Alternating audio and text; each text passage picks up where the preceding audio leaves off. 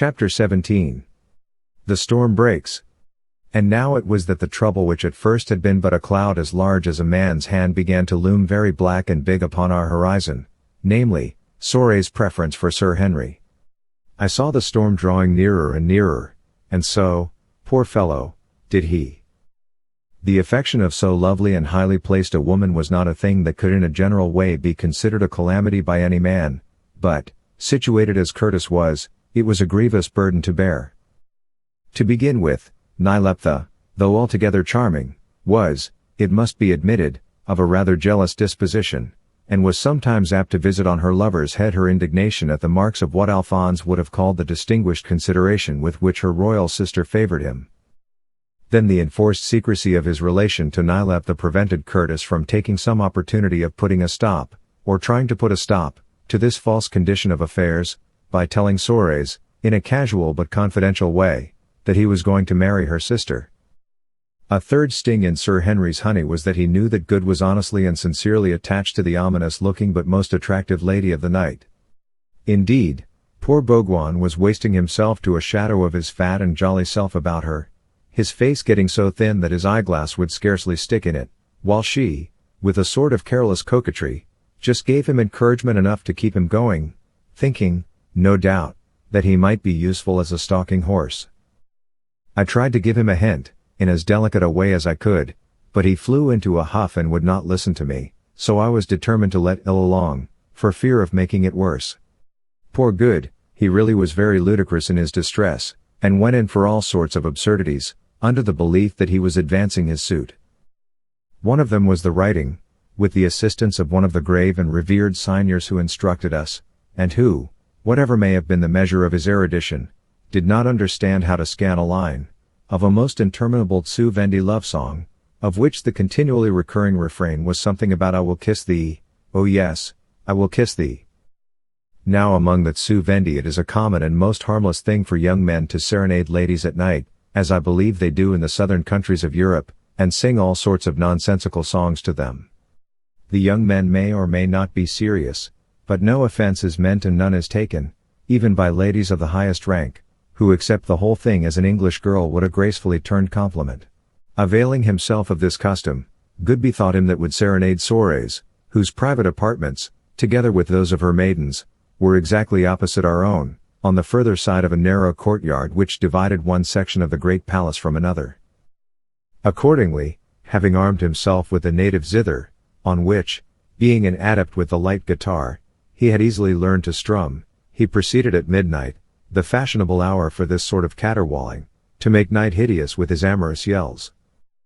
I was fast asleep when they began, but they soon woke me up, for Good possesses a tremendous voice and has no notion of time, and I ran to my window place to see what was the matter. And there, standing in the full moonlight in the courtyard, I perceived Good, adorned with an enormous ostrich feather headdress and a flowing silken cloak, which it is the right thing to wear upon these occasions, and shouting out the abominable song which he and the old gentleman had evolved, to a jerky, jingling accompaniment. From the direction of the quarters of the maids of honor came a succession of faint sniggerings, but the apartments of Sorais herself, whom I devoutly pitied if she happened to be there, were silent as the grave. There was absolutely no end to that awful song, with its eternal I will kiss thee. And at last neither I nor Sir Henry, whom I had summoned to enjoy the sight, could stand it any longer, so, remembering the dear old story, I put my head to the window opening, and shouted, for heaven's sake, Good, don't go on talking about it, but kiss her and let's all go to sleep. That choked him off, and we had no more serenading. The whole thing formed a laughable incident in a tragic business. How deeply thankful we ought to be that even the most serious matters have generally a silver lining about them in the shape of a joke, if only people could see it. The sense of humor is a very valuable possession in life, and ought to be cultivated in the board schools, especially in Scotland. Well, the more Sir Henry held off the more Sorais came on, as is not uncommon in such cases, till at last things got very queer indeed. Evidently she was, by some strange perversity of mind, quite blinded to the true state of the case, and I, for one, greatly dreaded the moment of her awakening. Sorais was a dangerous woman to be mixed up with, either with or without one's consent. At last the evil moment came, as I saw it must come. One fine day, good having gone out hawking, Sir Henry and I were sitting quietly talking over the situation, especially with reference to Sorais, when a court messenger arrived with a written note, which we with some difficulty deciphered, and which was to the effect that the Queen Sorais commanded the attendance of the Lord Incubu in her private apartments, whither he would be conducted by the bearer. "Oh my word!" groaned Sir Henry. "Can't you go instead, old fellow?" "Not if I know it," I said with vigor. "I had rather face a wounded elephant with a shotgun." "Take care of your own business, my boy. If you will be so fascinating you must take the consequences. I would not be in your place for an empire.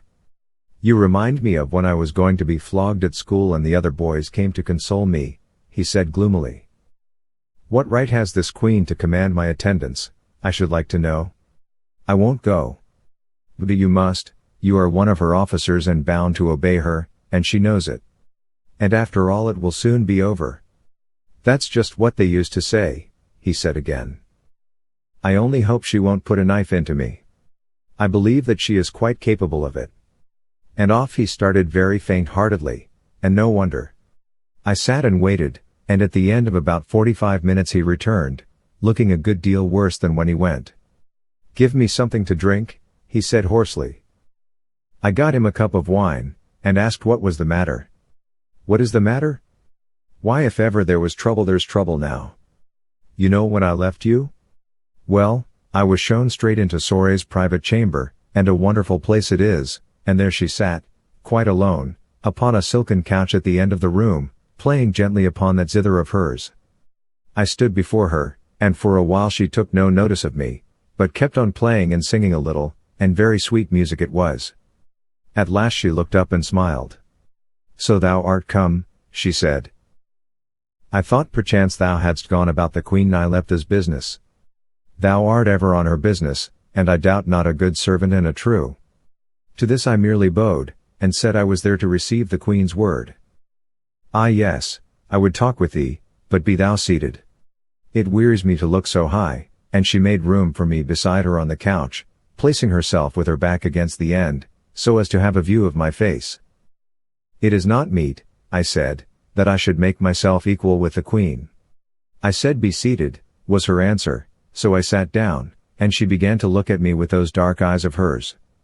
There she sat like an incarnate spirit of beauty, hardly talking at all, and when she did, very low, but all the while looking at me.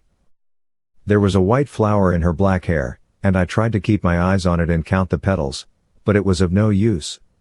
At last, whether it was her gaze, or the perfume in her hair, or what I do not know, but I almost felt as though I was being mesmerized.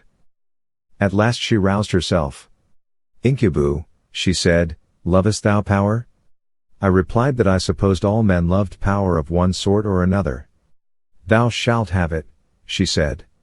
"Lovest thou wealth?" I said I liked wealth for what it brought. "Thou shalt have it," she said. "And lovest thou beauty?" To this I replied that I was very fond of statuary and architecture, or something silly of that sort, at which she frowned, and there was a pause. By this time my nerves were on such a stretch that I was shaking like a leaf. I knew that something awful was going to happen, but she held me under a kind of spell, and I could not help myself. "Incubu," she said at length, "wouldst thou be a king? Listen, wouldst thou be a king? Behold, stranger, I am minded to make thee king of all Zu-Vendis, and husband of Sorais of the night. Nay, peace and hear me. To no man among my people had I thus opened out my secret heart, but thou art an outlander and therefore I speak without shame, knowing all I have to offer and how hard it had been thee to ask. See, a crown lies at thy feet, my lord Incubu, and with that fortune a woman whom some have wished to woo. Now mayst thou answer, O my chosen, and soft shall thy words fall upon mine ears." "O Sorais," I said, "I pray thee speak not thus. You see I had not time to pick and choose my words, for this thing cannot be. I am betrothed to thy sister Nyleptha, O Sorais, and I love her and her alone." Next moment it struck me that I had said an awful thing, and I looked up to see the results. When I spoke, Sorais' face was hidden in her hands, and as my words reached her she slowly raised it, and I shrank back dismayed. It was ashy white, and her eyes were flaming. She rose to her feet and seemed to be choking, but the awful thing was that she was so quiet about it all. Once she looked at a side table, on which lay a dagger, and from it to me, as though she thought of killing me, but she did not take it up. At last she spoke one word, and one only, "Go." And I went, and glad enough I was to get out of it, and here I am. Give me another cup of wine, there's a good fellow, and tell me, what is to be done? I shook my head, for the affair was indeed serious. As one of the poets says, hell hath no fury like a woman scorned, more especially if the woman is a queen and a Sorais, and indeed I feared the very worst, including imminent danger to ourselves. Nyleptha had better be told of this at once, I said, and perhaps I had better tell her, she might receive your account with suspicion. Who is captain of her guard tonight? I went on. Good. Very well then, there will be no chance of her being got at. Don't look surprised. I don't think that her sister would stick at that. I suppose one must tell good of what has happened. Oh, I don't know, said Sir Henry. It would hurt his feelings, poor fellow. You see, he takes a lively personal interest in Sorais. That's true, and after all, perhaps there is no need to tell him.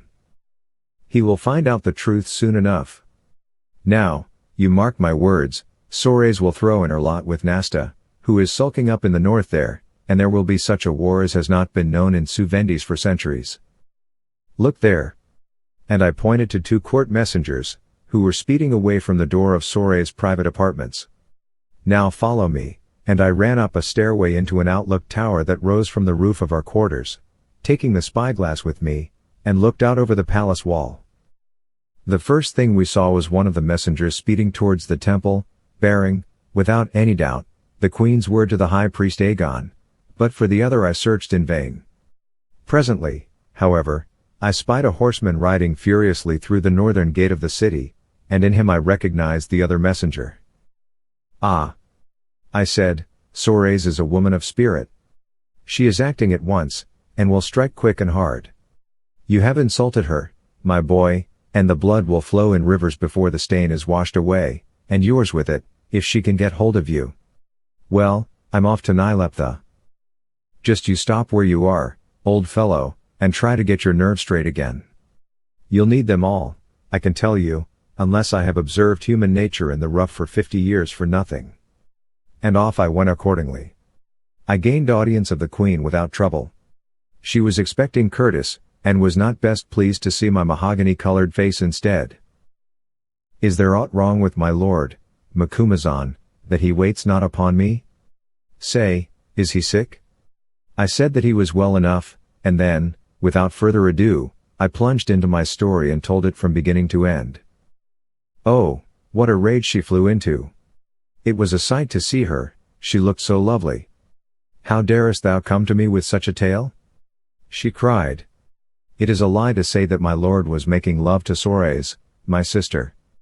Pardon me, O queen, I answered, I said that Sorais was making love to thy lord. Spin me no spider's webs of words. Is not the thing the same thing? The one giveth, the other taketh, but the gift passes, and what matters it which is the most guilty? Sorais. Oh, I hate her, Sorais is a queen and my sister. She had not stooped so low had he not shown the way. Oh, truly hath the poet said that man is like a snake, whom to touch is poison, and whom none can hold. The remark, O queen, is excellent, but methinks thou hast misread the poet. Nyleptha, I went on, thou knowest well that thy words are empty foolishness, and that this is no time for folly. How darest thou? She broke in, stamping her foot. Hast my false lord sent thee to me to insult me also? Who art thou, stranger, that thou shouldst speak to me, the queen, after this sort? How darest thou? Yea, I dare. Listen. The moments which thou dost waste in idle anger may well cost thee thy crown and all of us our lives. Already Sorais' horsemen go forth and call to arms. In 3 days' time Nasta will rouse himself in his fastnesses like a lion in the evening, and his growling will be heard throughout the north. The lady of the night, Sorais, hath a sweet voice, and she will not sing in vain. Her banner will be borne from range to range and valley to valley, and warriors will spring up in its track like dust beneath a whirlwind. Half the army will echo her war cry, and in every town and hamlet of this wide land the priests will call out against the foreigner and will preach her cause is holy. I have spoken, O Queen. Nyleptha was quite calm now, her jealous anger had passed, and putting off the character of a lovely headstrong lady, with a rapidity and completeness that distinguished her, she put on that of a queen and a woman of business. The transformation was sudden but entire. Thy words are very wise, Macumazahn. Forgive me my folly. Ah, what a queen I should be if only I had no heart. To be heartless, that is to conquer all. Passion is like the lightning, it is beautiful, and it links the earth to heaven, but alas it blinds. And thou thinkest that my sister Sorais would levy war upon me. So be it. She shall not prevail against me. I, too, have my friends and my retainers. There are many, I say, who will shout Nyleptha, when my pennon runs up on peak and pinnacle, and the light of my beacon fires leaps tonight from crag to crag, bearing the message of my war. I will break her strength and scatter her armies. Eternal night shall be the portion of Sorais of the night. Give me that parchment and the ink. So. Now summon the officer in the anteroom. He is a trusty man. I did as I was bid. And the man, a veteran and quiet-looking gentleman of the guard, named Kara, entered, bowing low. Take this parchment, said Nyleptha, it is thy warrant, and guard every place of in and outgoing in the apartments of my sister Sorais, the lady of the night, and a queen of the Zu-Vendi. Let none come in and none go out, or thy life shall pay the cost. The man looked startled, but he merely said, the queen's word be done, and departed. Then Nyleptha sent a messenger to Sir Henry, and presently he arrived looking uncommonly uncomfortable. I thought that another outburst was about to follow, but wonderful are the ways of woman. She said not a word about Sorais and his supposed inconstancy, greeting him with a friendly nod, and stating simply that she required his advice upon high matters. All the same there was a look in her eye, and a sort of suppressed energy in her manner towards him, that makes me think that she had not forgotten the affair, but was keeping it for a private occasion. Just after Curtis arrived the officer returned, and reported that Sorais was gone. The bird had flown to the temple, stating that she was going, as was sometimes the custom among Zu-Vendi ladies of rank, to spend the night in meditation before the altar. We looked at each other significantly. The blow had fallen very soon. Then we set to work. Generals who could be trusted were summoned from their quarters, and as much of the state affairs as was thought desirable was told to each, strict injunctions being given to them to get all their available force together. The same was done with such of the more powerful lords as Nyleptha knew she could rely on, several of whom left that very day for distant parts of the country to gather up their tribesmen and retainers. Sealed orders were dispatched to the rulers of far-off cities, and some 20 messengers were sent off before nightfall with instructions to ride early and late till they reached the distant chiefs to whom their letters were addressed. Also many spies were set to work. All the afternoon and evening we labored, assisted by some confidential scribes, Nyleptha showing an energy and resource of mind that astonished me, and it was 8 o'clock before we got back to our quarters. Here we heard from Alphonse, who was deeply aggrieved because our non-return had spoilt his dinner, for he had turned cook again now, that Good had come back from his hawking and gone on duty. As instructions had already been given to the officer of the outer guard to double the sentries at the gate, and as we had no reason to fear any immediate danger, we did not think it worth while to hunt him up and tell him anything of what had passed, which at best was, under the peculiar circumstances of the case, one of those tasks that one prefers to postpone. So after swallowing our food we turned in to get some much-needed rest. Before we did so, however, it occurred to Curtis to tell old Umslopogaz to keep a lookout in the neighborhood of Nyleptha's private apartments. Umslopogaz was now well known about the place, and by the Queen's order allowed to pass whither he would by the guards, a permission of which he often availed himself by roaming about the palace during the still hours in a nocturnal fashion that he favored, and which is by no means uncommon amongst black men generally. His presence in the corridors would not, therefore, be likely to excite remark.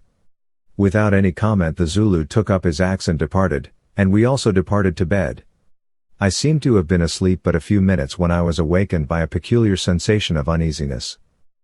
I felt that somebody was in the room and looking at me, and instantly sat up, to see to my surprise that it was already dawn, and that there, standing at the foot of my couch and looking peculiarly grim and gaunt in the grey light, was Umslopogaas himself. "How long hast thou been there?" I asked testily, for it is not pleasant to be aroused in such a fashion. "Mayhap the half of an hour, Macumazahn." "I have a word for thee." "Speak on," I said, now wide enough awake. "As I was bid, I went last night to the place of the White Queen and hid myself behind a pillar in the second anteroom, beyond which is the sleeping place of the Queen. Bhogwan, good, was in the first anteroom alone, and outside the curtain of that room was a sentry, but I had a mind to see if I could pass in unseen, and I did, gliding behind them both. There I waited for many hours, when suddenly I perceived a dark figure coming secretly towards me. It was the figure of a woman, and in her hand she held a dagger. Behind that figure crept another unseen by the woman. It was Bhogwan following in her tracks. His shoes were off, and for so fat a man he followed very well. The woman passed me, and the starlight shone upon her face. "Who was it?" I asked impatiently. The face was the face of the Lady of the Night, and of a truth she is well named. I waited, and Bhogwan passed me also. Then I followed. So we went slowly and without a sound up the long chamber. First the woman, then Bhogwan, and then I, and the woman saw not Bhogwan, and Bhogwan saw not me. At last the Lady of the Night came to the curtains that shut off the sleeping place of the White Queen, and put out her left hand to part them. She passed through, and so did Bhogwan, and so did I. At the far end of the room is the bed of the Queen, and on it she lay very fast asleep. I could hear her breathe, and see one white arm lying on the coverlid like a streak of snow on the dry grass. The Lady of the Night doubled herself thus, and with the long knife lifted crept towards the bed. So straight did she gaze thereat that she never thought to look behind her. When she was quite close, Bhogwan touched her on the arm, and she caught her breath and turned, and I saw the knife flash, and heard it strike. Well was it for Bhogwan that he had the skin of iron on him, or he had been pierced. Then for the first time he saw who the woman was, and without a word he fell back astonished, and unable to speak. She, too, was astonished, and spoke not, but suddenly she laid her finger on her lip, thus, and walked towards and through the curtain, and with her went Bhogwan. So close did she pass to me that her dress touched me, and I was nigh to slaying her as she went. In the first outer room she spoke to Bhogwan in a whisper and, clasping her hands thus, she pleaded with him, but what she said I know not. And so they passed on to the second outer room, she pleading and he shaking his head, and saying, "Nay, nay, nay." And it seemed to me that he was about to call the guard, when she stopped talking and looked at him with great eyes, and I saw that he was bewitched by her beauty. Then she stretched out her hand and he kissed it, whereon I gathered myself together to advance and take her, seeing that now had Bhogwan become a woman, and no longer knew the good from the evil, when behold, she was gone. Gone! I ejaculated. Gone, and there stood Bhogwan staring at the wall like one asleep, and presently he went too, and I waited a while and came away also. "Art thou sure, Umslopogaas," said I, "that thou hast not been a dreamer this night?" In reply he opened his left hand, and produced about 3 inches of a blade of a dagger of the finest steel.